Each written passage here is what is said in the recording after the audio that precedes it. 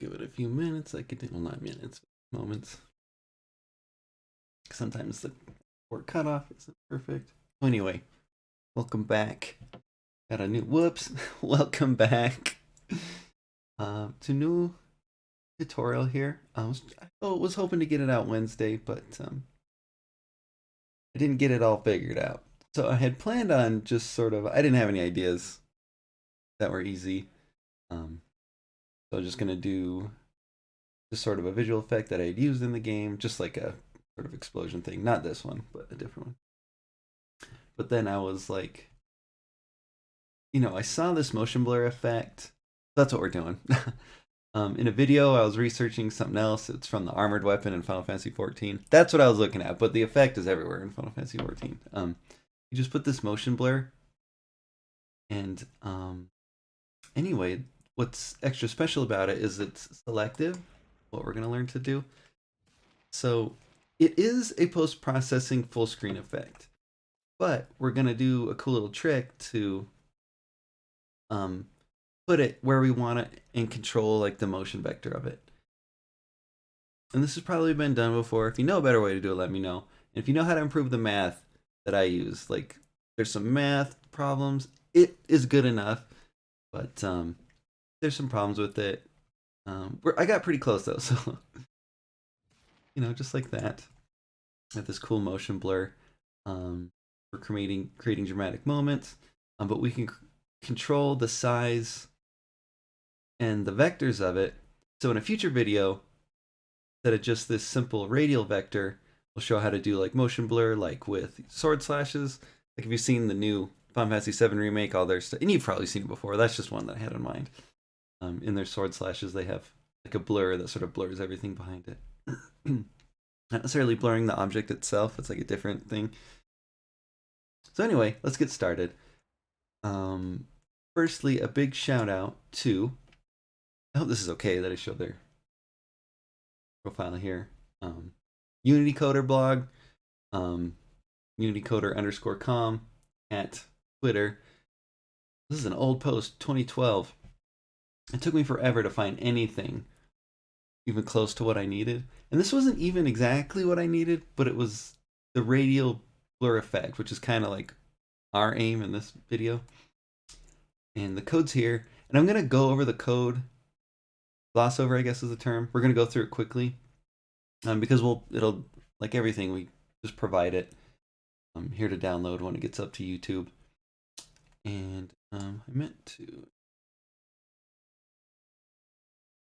Yeah, I don't know why that doesn't default. We're just going to go over the code quickly when we get to it. Because it's just there for you to download. We don't need to spend time going through it, even though I just spent a lot of time getting that out of my mouth. So let's sort of go through the different stages. Let's see. Do I have it in here?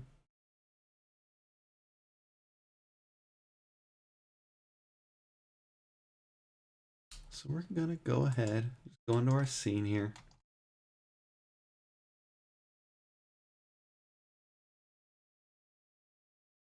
Game object, create a quad, drag it over, hold B to do vertex snap, so it pops up into the scene where we need it.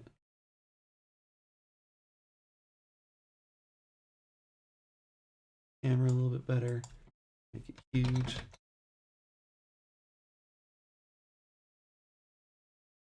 Should have my old shader here. So.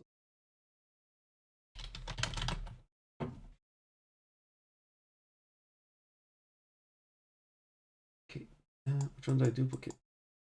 Not the one I meant, but so. Coder, fake radial blur. So this is one just copied directly from their site. To have a ground texture, I don't remember what I called it though.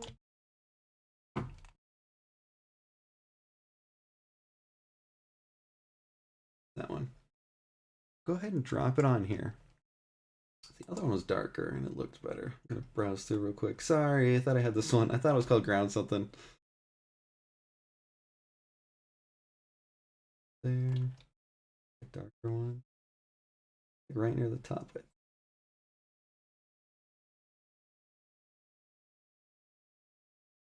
why you watch my videos. We fail. It just looks better because what they also do is they do an additive blend as they go through it. So it gets really bright. We want like a darker ground texture. But if I don't find it, probably past it. Oh, there it is. Sweet.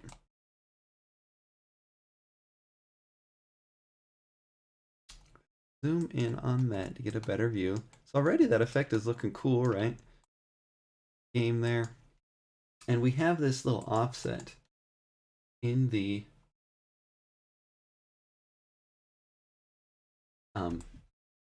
material here. So that lets us sort of move it around. Already you can imagine having some cool effects there that you may want to employ. So yeah. So that is step one basically. So that, you know, again, big shout out to them. What the code does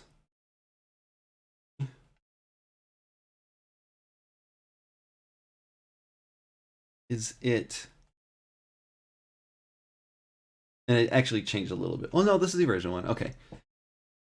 Basically, it takes the center point and then, I guess it doesn't even necessarily do that. It takes each pixel, right? And then it, an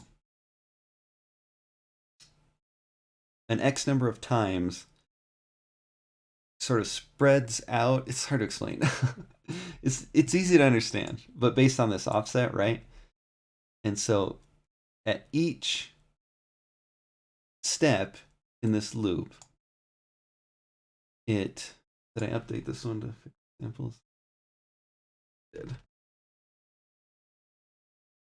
It takes that original coordinate, which is just, it starts at just the original pixel that it is, right? Because this is happening for every pixel in this quad. So right here, let's say we're on this pixel here. It gives us a coordinate based on this offset. You know, our offset is right here, so it's about, 0.25, right? So it's 0.2 in, 0.5 here, and 1 is all the way over, 0 is all the way over the other side.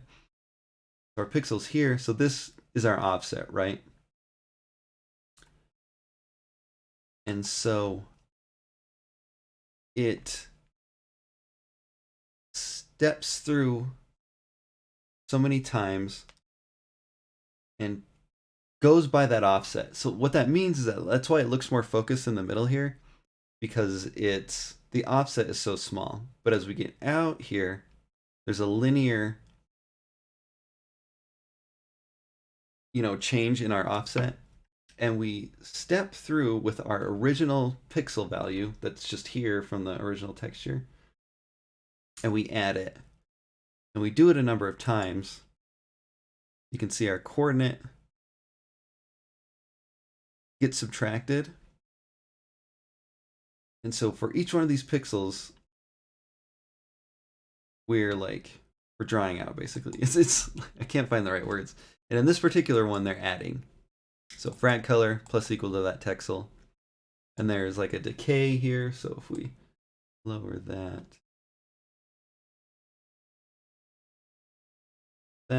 there's the density. And so that's how far apart each one is. So that may be your sort of base intensity value you may want to mess with. But there's other things too, like that decay. Looks weird with the additive one, unfortunately. And samples actually don't have that one set up. The original didn't have it to. Oh, it should. Why isn't it?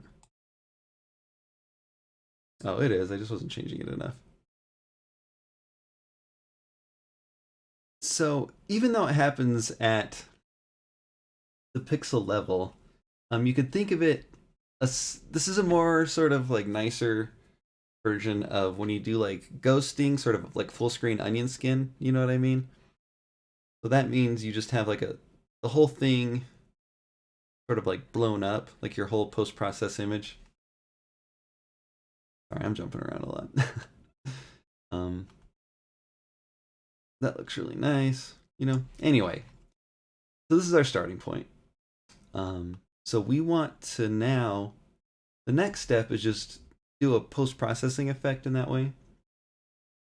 So that means it'll happen full screen. Go ahead and hide this for now.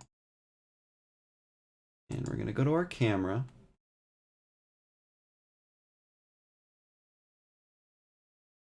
And we have our scene camera here. And you can look up how to do this better. Make sure my mic's working. Okay, I was a little worried. I tested it, but I didn't actually look at the values. Working, right? Yeah. So let's see. Hello. Who's Kate Kinder? That is the name of the main character. That's her.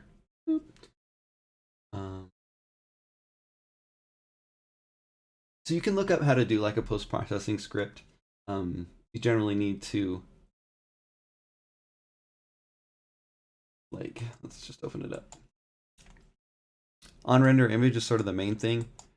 And so you take an image, which is usually, because on render image happens after this camera has rendered. So this is our main scene camera, so it renders everything except for the UI. So if we take off this and this, you know, this is actually what our scene camera is. So this stuff gets drawn back on top. So after the scene draws, it, you know, has that. Normally it would just keep passing it forward, but what we're going to do, we're going to intercept it here on render image, and we're going to do something to it. So what we do is we just take that original shader and we make a new one here. This is it. And this is actually has the selective stuff on it, but we're going to just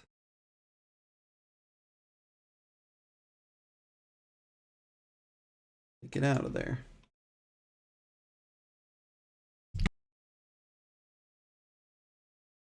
Getting dry already. Remember.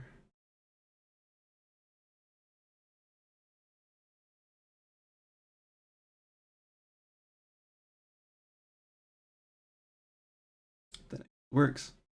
So there's that. See, my math's a little bit wrong. That's what I was talking about.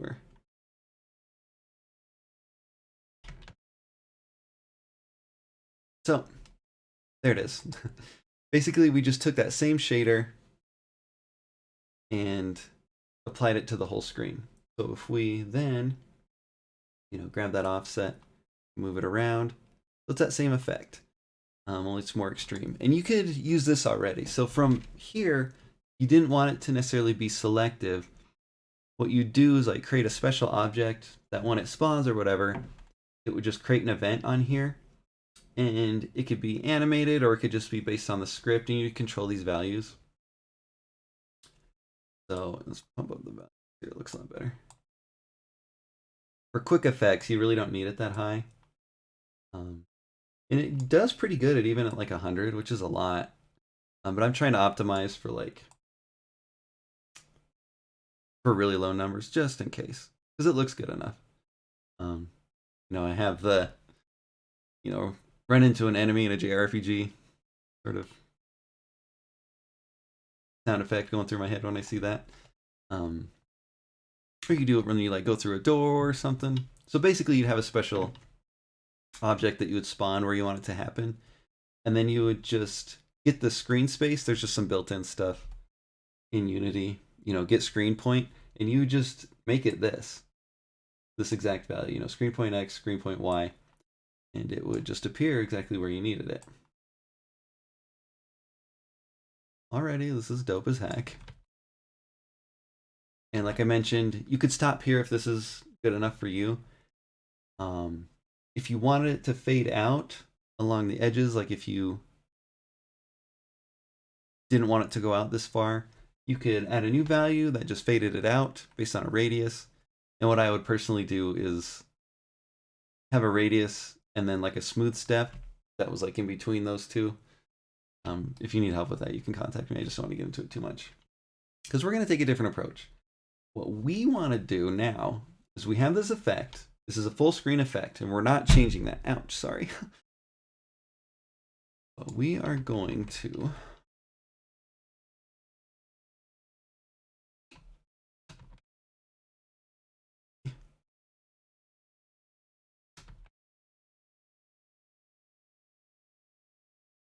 make it so we control it with particles. And why we like that is because the particle system lets us, it's easy to animate. As much as I poo-pooed it, I'm like, and I'm also coming around. I'm getting better at the Unity one. I'm understanding how to get around some of the shortcomings. So I'm starting to like it more again. But it's going to let us do a lot of things. Particles are easy to animate. You just throw them in there. They're easy to spawn and manage. So how do we do that? You can already imagine that maybe, let's say we spawn a particle somewhere, like here. And, okay, that's where we want it to happen, right? But, like, how do we, like, control,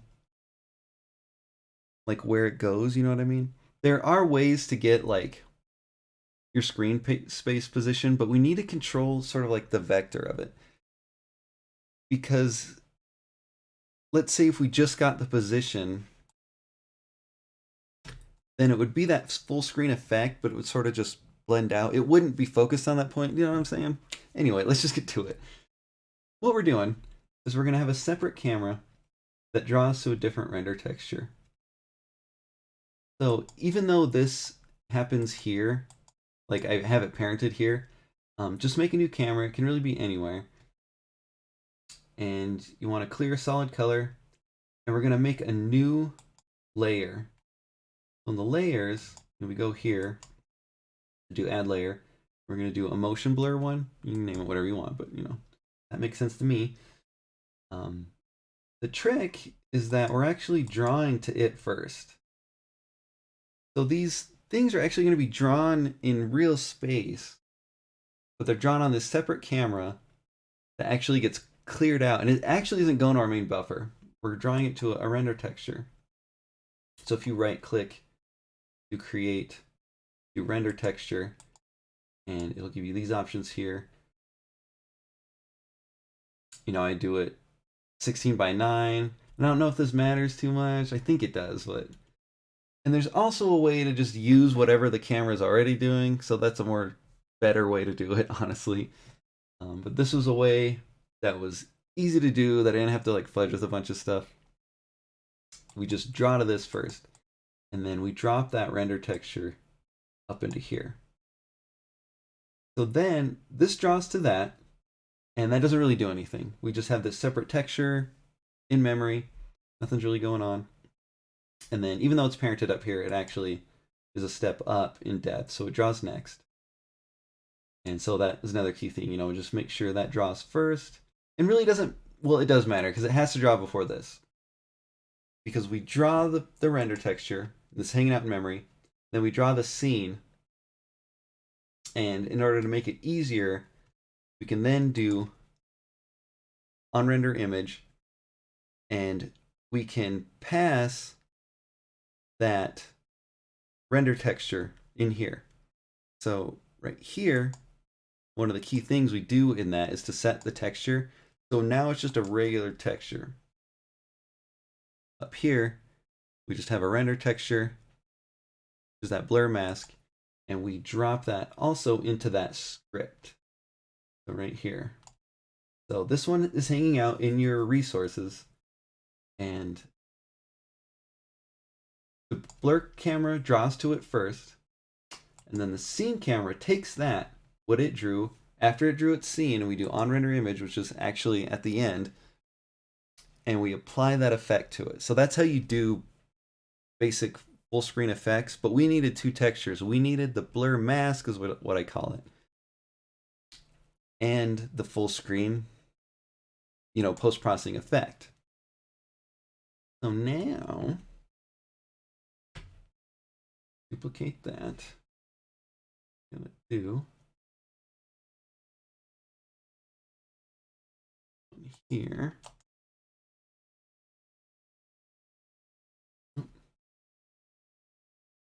And this is what our typical particle is going to look like. So when we spawn one of these mask particles, it looks like this. And we're going to, you may understand what it is already. It kind of looks like a normal map. That is key to how it works. And so usually, because it's an extreme effect, we only have one of these going on. But because it is selective like that, if you had like multiple explosions or just things going on all over the place, you could kind of do that. It may look a little weird because it sort of is like a camera zoom effect, but you know, I'll let you be the curator and creator there. It's not up to me. Hello. So these are what these particles look like, and we draw it to that. The first thing we do, we draw it to that render texture. And we actually have a little shader for that. It's transparent. I blend 1 to 1 because that's just easy additive. We could probably do better if we did regular alpha blend. And we'll do some testing and fix it real quick, but after we get to it. It's pretty standard. It just draws in an additive fashion. I have an intensity that actually don't really use that much, but we do, because it's particle, we want to pass the vertex color, because the base particle system, when you animate the color, it's animating the vertex color.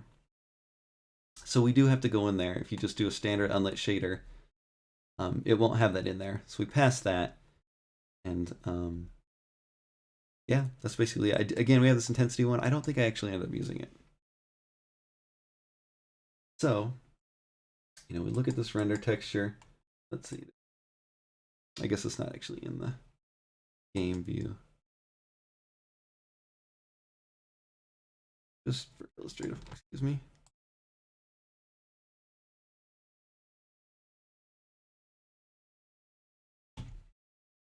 Game view, so there it's there. In the, well, usually it updates that. Let's hit play just in case. When we hit play, it's not going to be in there. Turn around. Oh. You call me a liar? So, the other thing, you need to make sure it draws to that motion blur layer. So now it exists here. Now it's drawing to that motion blur layer. Render texture. So that's why it wasn't showing up also, because it wasn't. So this, go ahead and do this real quick.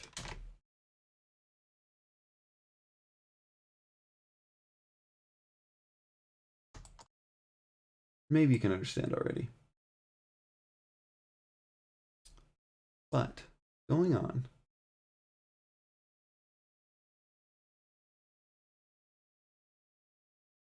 is this.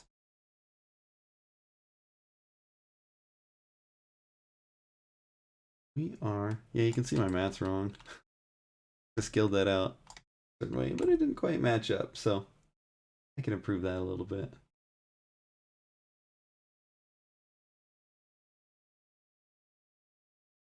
And we'll do additive just for demonstrative purposes.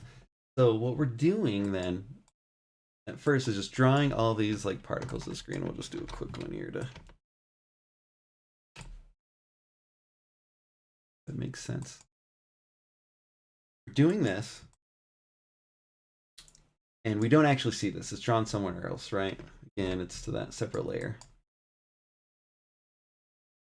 And so now for our post-processing effect, we have this whole scene drawn, you know, minus the UI. For each one of these pixels, that's what post-processing effects do. We transform it some way. And what we're doing is that same effect, that full screen blur, but instead of doing it based on a point, we're doing it based on an alpha, and it's actually just black or not. No, we don't do the, you know, we don't do anything to here. We just keep it the same. But when we see a color, we start doing a smear. And again, just like a normal map, these colors actually represent directions. So that's what's actually happening. So let's go ahead and we can in here to show it, make sure it's working okay. Yeah, you can see that weird blur going on. It's not a very good effect yet.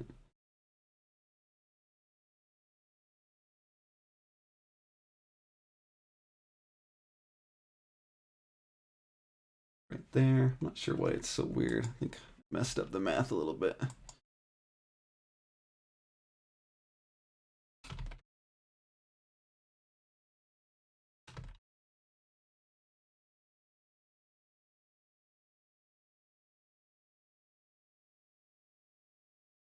Is that a little bit better? Hopefully.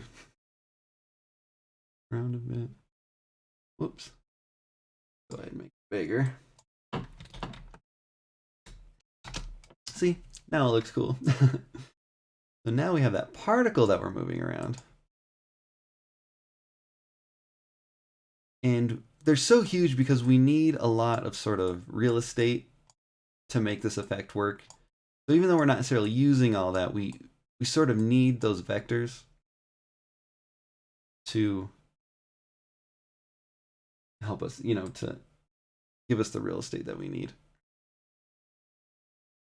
And now what else is cool is that we can use, you can see it moving in 3D space too, which is really dope. We can use those colors to do extra cool stuff. So again, we're just doing like a radio blur, but if you had like a weapon trail, you could sort of get the normals of the weapon trail and make that the color, and that way you could smear it just side to side or something. So I will show you that. Well, here is our base texture. And how we have it coded is that, you know, 0.5, 0.5 in the color range is going to be no movement.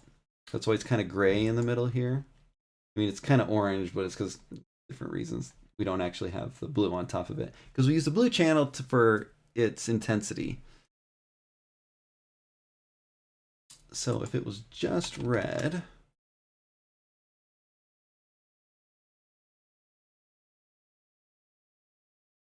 so we're going to need some blue on there.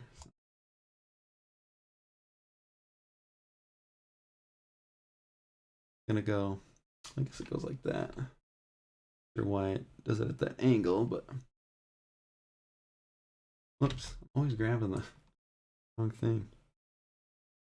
That's a little weird. Oops.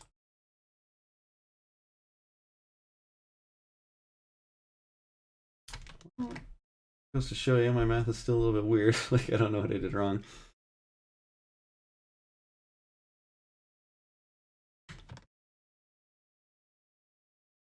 Huh. I'll have to investigate that a little bit. It's weird because I actually tested this right before and that part actually worked.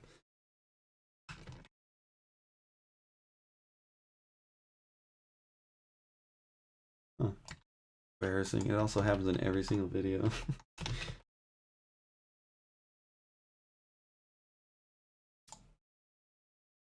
Huh. Oh, wait. Oh, God.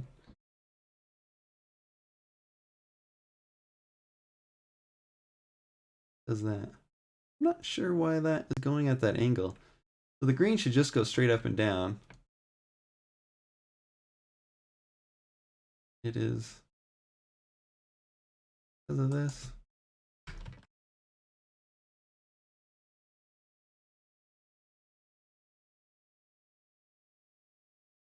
Sorry.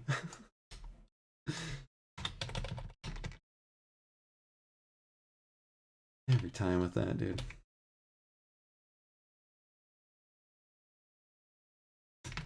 This. Huh.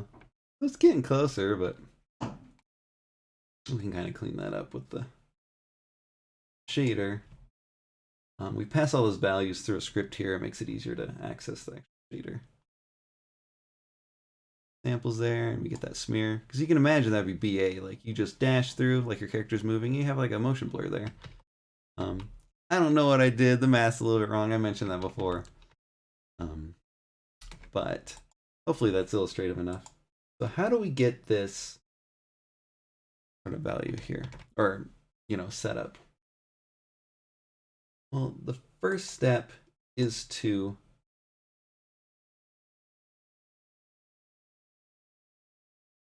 get our red. So again, 0.5 is going to be no movement, or it's supposed to be. I think, again, my math's wrong.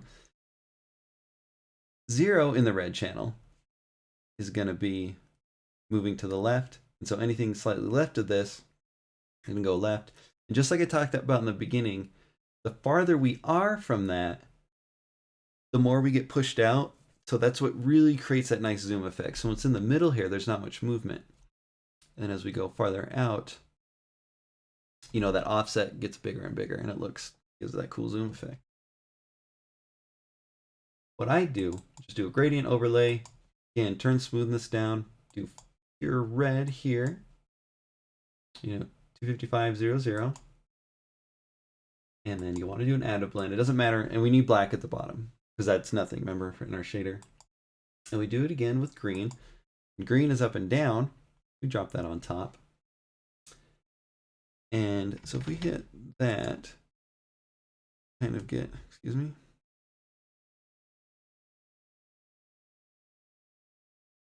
what happened there? Oh, because there's no blue. So trying to illustrate the opposite, which is, so the actual displacement is also influenced by the blue channel. This, the, y'all just like gotta forgive me, please.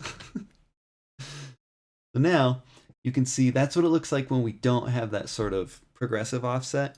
So it still looks pretty cool, but it's not that quite zoom effect. You can see it spirals a little bit. That's another, like, I don't know what I did wrong. The math. See, and then that gets weird. Pretty sure that one's right, but it's spiraling a little bit. Again, it could be in the texture, it could be in the math. That's something I just need some help with still.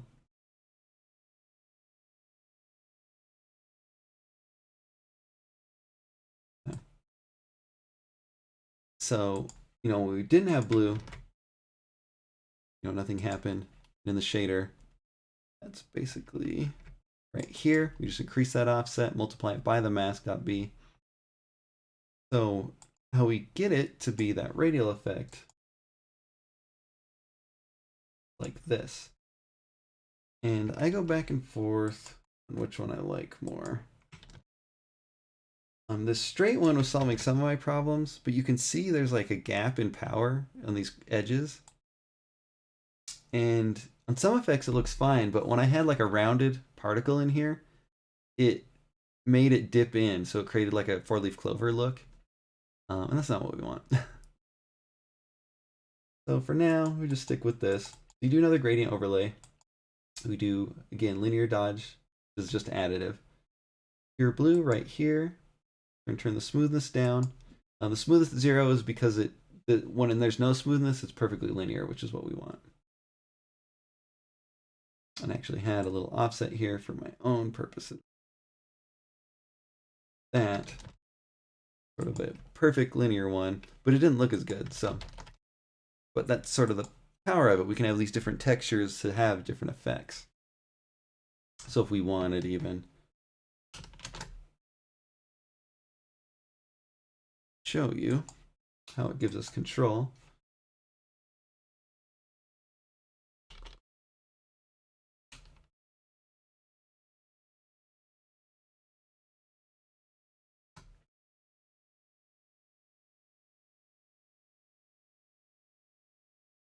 And it's kind of hard to see, but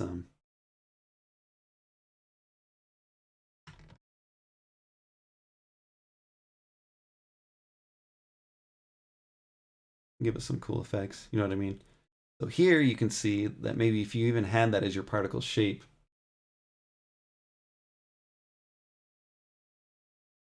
you can have some cool stuff happen. Rotate like this. You know what I'm saying? That's pretty cool. You probably see what some of the issues might be, though. One of them is, whoops, this is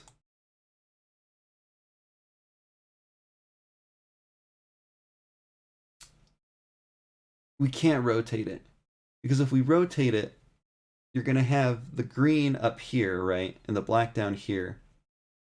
But that's not necessarily going to be correct. So you would have to do a little bit of extra. Trickery is even like a strong word, but you're going to need to alter the values based on the rotation of it. And that's, again, with the weapon trail and stuff. We'll do that in another video. But this works for us here because our particles are billboarded. So that's another thing to remember. If you had something that wasn't a particle and was drawing to that blur layer, it has to be billboarded. It just has to face the camera perfectly. That way that, you know, these values are always based on this. So, you know, we're going up left here, bottom left here. It's all aligned to the texture. So, that about does it. I guess we should just illustrate it. There's one other thing I wanted to do. So in that original one, we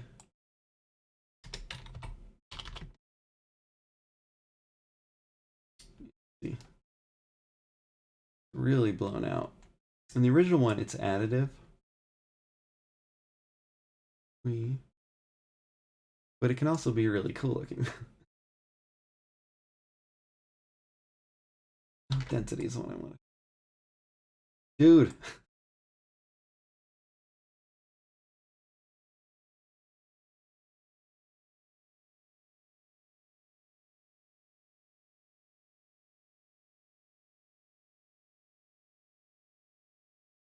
Kind of drawn that on top, but it's more additive. So I can give you a different look. It's really blown out, so you can kind of like turn that down to you just really have to mess with all these different values. And I guess I didn't go over those. The density is like the space between each one. Like it ramps up the offset basically.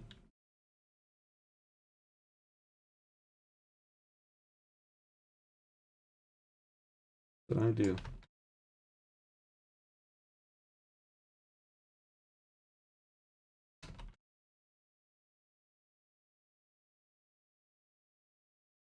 You can just pull it back up.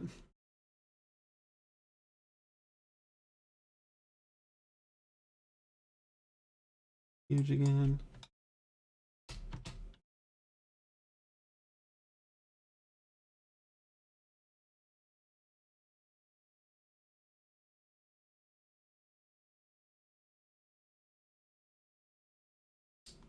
Sorry, I lost my train of thought. So there's that additive version if you like. It can look really good if you get the values right, but I had messed with the shader a little bit. But we just have sort of an alpha blend. We go on top. And doing a combination like a pre-multiplied one would be perfect sort of in the end. See, the effect is actually way over here. So let's go ahead and animate it. Fight this dude. Gotta do it. Like this.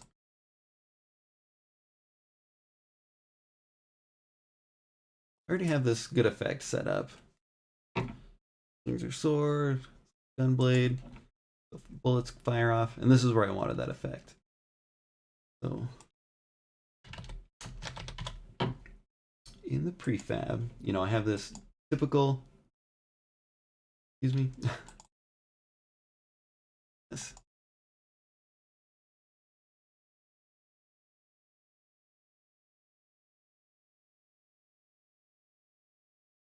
Hey. What's going on? I guess I'm in play mode. Have, you know, stuff like this, just stuff you'd see before. Some particle effects. Now we have this blur, which is kind of weird, like it's not really doing anything.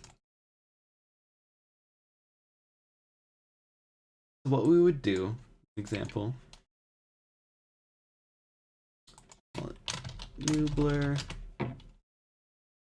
component, particle system, and start lifetime 1, 1, just whatever you like for your defaults. We want a speed of 0, for this particular effect. That's the other thing, like we can,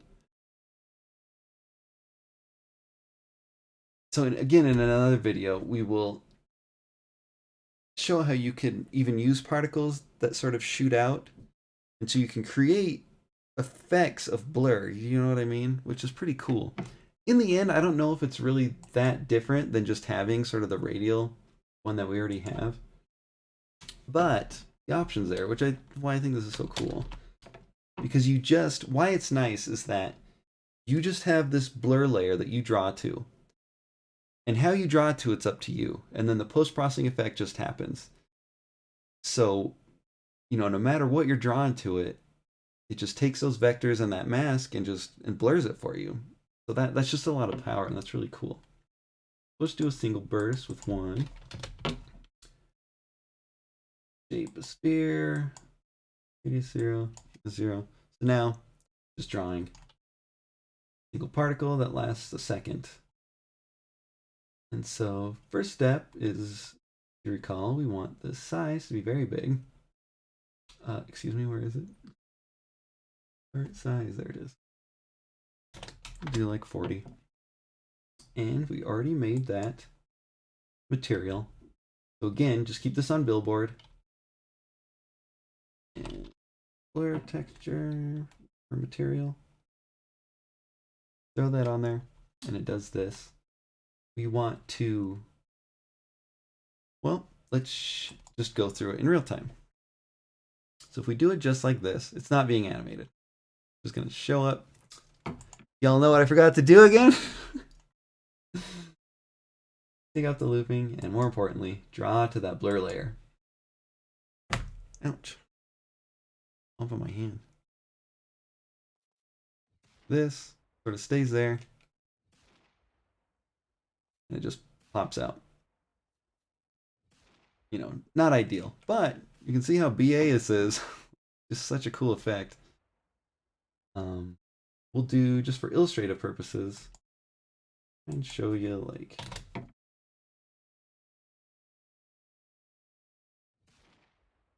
did it the wrong way again. And it kind of shows you how my math is wrong again.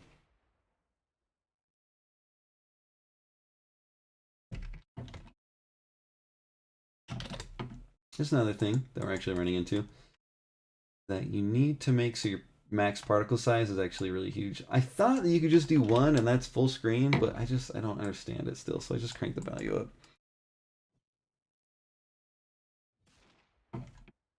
See, that got like really huge.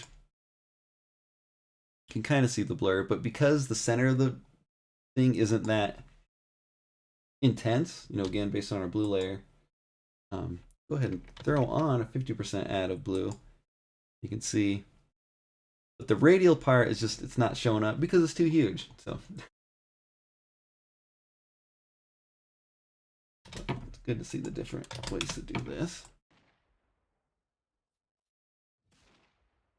So now, kind of getting somewhere. And this doesn't quite make sense. You know what I mean? Like, this, you would have to have like a really specialized effect. And you can see the curvature here. That's wrong. Yeah, I'm just not quite sure how to fix it. And I keep repeating myself in that way, but when it's uniform, it looks good. So, little huge. And we're back where we started, where it looks pretty good. So now we can animate in different ways. Go away! And different things are going to look better, and you may find ways to sort of, improve that. And something we didn't touch on is using those colors to increase the intensity. All we're going to do is the alpha with the actual particle system, but because we can control the color, we can actually do a lot more with it, where we can kind of create the spacing more, control what I mean. Some of these other values in it using the particles, just the colors on it. Or you can even pass values. You can do custom data streams with particles. um, to, make that better, to have more control of it. Now we have this huge effect, looking dope. And so one thing we could do, what we did before, and just fade it out. So we just do the alpha at the end here. We swing, it just kind of fades out. So that looks pretty tight. Because it fades out so fast, it's not looking the best it could look. So we can go ahead and just double the simulation speed. Already looking pretty tight. It's nice to have it hang out. I like effects that come and go quickly, but this one, it feels pretty good if it lasts a little bit longer. So you may want just like a quick pop like that, but instead, maybe we want it to last longer, but we want it to sort of come and go more quickly. So let's grab here, and we'll actually just fade this out so it kind of, leaves quickly, but not all the way, and then it kind of trails off there. Gives us that's more of a refined look. That looks pretty sweet. So what else could we do? Well, we're thinking about it. We can just do size over time. We'll just leave it at that to show you. So now you can really emphasize like a motion. I want to start here. And for these, I really like just a linear, excuse me. Must hit the right tangent. A linear sort of animation to it. Now, let's actually turn this off for now. You can see it. So that looks a little bit weird, but you can see how that might actually be kind of dope for certain other effects. What if we like this? So that's kind of cool. It looks pretty good there. You may want something a little bit different even. Say it grows a little bit. We want the pop in to be pretty big. But then as it fades out, this may look like shit. Shoot, crud, sorry. No, there's an option for you. Excuse me.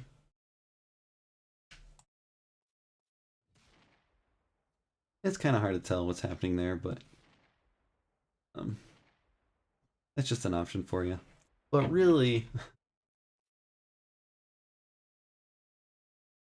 a basic zoom, or excuse me, a basic fade out really looks the best. The expanding one does look good. It's hard to nail it. So I like to just fade it out. But again, that's up to you. Use the particles to control it.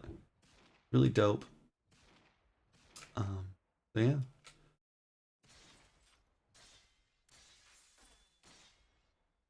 Sick. Yeah. Can't think of anything else to say. I think that covers it. Again, go through what we covered. Main thing is we have this post-processing effect. It actually does the blur, and then we mask it by being a blur camera. The trick to that is that it only draws the motion blur objects. And so any particles need to be that, or any effects that, any sort of objects that are creating your blur need to be set to that, and their tag up here. We also need to create a render texture that we draw to, that camera draws to, and then the scene camera, we have that selective blur script. On our scene camera, we have unrender image. It takes our scene and takes our, excuse me, click on this, blur render texture, assign it, oops, well, you know how to do that. And we pass that to that material for the full screen post-processing shader. And we use that render mask from the blur camera to create those effects where we want them. For that. See how that looks pretty dope. a little extreme. It gets a little bit blurry. To increase the sharpness, unfortunately, is to up the iterations, which can be pretty extreme. You can see how maybe it might look how we're using some sort of specialized particle, but it's just the nature of the zoom effect. It creates that sort of spiky look, and it looks so sick. And really, we just have this soft particle here. But how it interacts with the scenes and the actual screen particles, we get some cool stuff. That. Boop. And then we kind of fade it out. And once you have that, you can start adding. There's some other benefits. You can have some really simple particles that. Can I control it? Let's see. That's a particle. Let me scale it up. We're paused. Oh, heck yeah. Okay. So now, this is like a really, really basic particle. Just, it just added a little bit of texture. This is just a single quad with a bunch of rocks on it, right? That I color orange. Oh, it must have a limited size too. It's so weird. Just a weird sort of. That actually gives you an idea for if I get the math right, you may want effects that just go straight up like that, like there's like stuff coming out of the ground or whatever, or if you just have more of like a linear explosion, like again like coming out of the ground, and you just want that smear to happen in that direction. But what I'm getting at is that you can have real simple particles, and they'll get blurred out by this effect, and it means you can really stack these up. And oh right, it's a particle.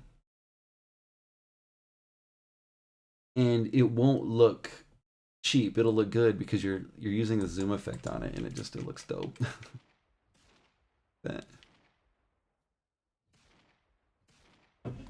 So yeah, I think that concludes it. Thanks for watching.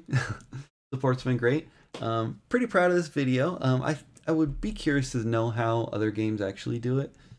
I'm guessing it's real similar, and I would love for you to tell me how to make a better flow map, basically, which is this. And it could just be that the math itself is wrong. I've said that 100 times. I'm sorry. But thank you all for the support. It's been wonderful. If you have any questions, contact me at Culture Attack on Twitter. If you like these videos, please support them at patreon.com/Culture Attack. Even $1 a month goes a long ways. Please only donate if you can afford it. Our general philosophy here is value, I should say, is free and open sharing of information. So again, these assets will be available, and you don't have to be a patron to get access to them. And so please support me if you can in that regard. But I don't want to withhold any of that from you if you can't. Plus, that mentality means more information comes back at me, I like to think. So it's mutual, and it's just a loving, wonderful way to live our world, I think. If you again have questions, let me know. I had one more thing to say. But just big thanks. And I'll catch y'all later.